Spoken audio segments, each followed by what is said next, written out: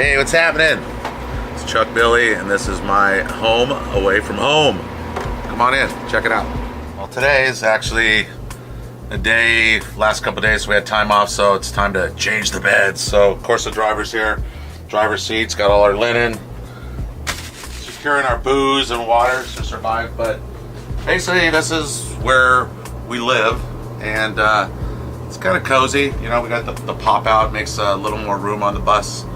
So we got a lot of big guys here in Testament. There's 12 guys, everybody above 6'3" or 4. So need a little extra room, so we have to have that in there. But you know, it's home away from home. It's comfy. Got everything. Got your satellite TV, stereos, plenty of storage for all our drinks and booze. Usually booze and sodas all hide down here.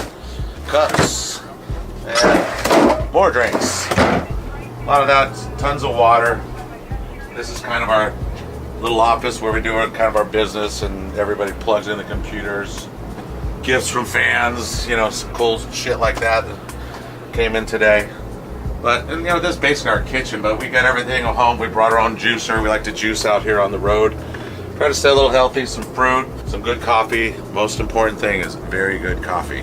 Gotta have good coffee. Everybody gets up. This is what they're fighting over. Everybody's lying waiting for that thing. But it's kind of cool. We got in here, and then we shop every day. What we do is we get our rider and we make a grocery list. And actually, I think here's our grocery list. And everybody kind of puts down what they want and send out our assistant to pick up our food for us. So I think we try to eat pretty healthy. I mean, we got oatmeal and organic peanut butter, chips, all kinds of stuff. Starbucks house blend, very important stuff. Plenty of bread, you know. It's basically you're trying to get out here and try to make yourself as comfortable as it is like if you're at home, because you got to live out here. It's nice to kick your mind away from what's going on in the venue. All the supplies, you know, just regular stuff. It's cool. You know, it's a lot of space. Over here, downside, small fridge. Usually need a bigger fridge than this. I mean, there's not a lot in there. A lot of nothing, just stuff that need to get cold. We could probably keep it in an ice box, but not much. But the essentials. And then back here, usually sometimes we actually like to get buses that actually have showers in it, because sometimes the venue you get there and there's no shower, day off, or you just don't want to go in there and shower because it's kind of disgusting. So this one doesn't have one, but it's comfortable. Forgot to order shower. Anyhow, come back here. It's our beds. It's our coffins, really. The beds is where we sleep. Of course, I got all my junk in here, but it's basically, you know, you don't get in there unless, you know, you're just dog tired and it's time to go to bed. Nobody really just hangs out in their bunks, so it's, you know, but it is comfortable. You know, some people can't do it, some people can, and it just depends. Get a little claustrophobic, but like I say, you only go in there when it's time to sleep.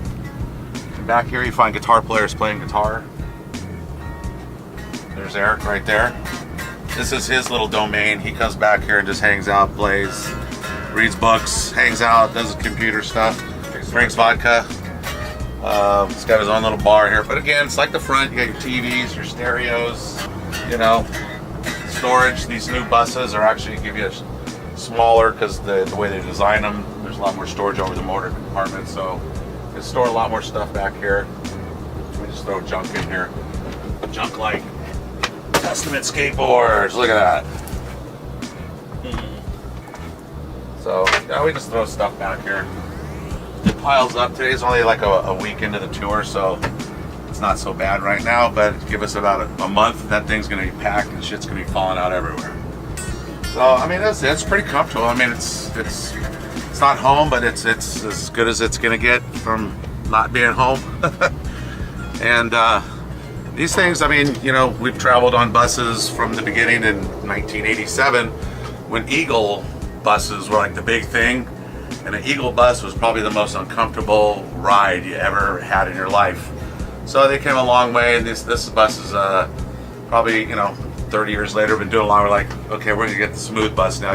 You pay the price, but a good night's sleep while you're moving down the highway, and you have a safe bus in compliance. We got pulled over in Texas. They all boarded the bus, and we're all in compliance. We're all good to go. So we got out of there. But you know, it's worth it when you have the drivers that are all really good drivers. You want to be safe out here. You know, it's those tragedies you hear about, you know, online about buses or vans, or just, you know, it's very important. I mean, we're out here trying to make a living, and you want to be safe and know that you can go to bed and you're going to wake up and play a show the next day.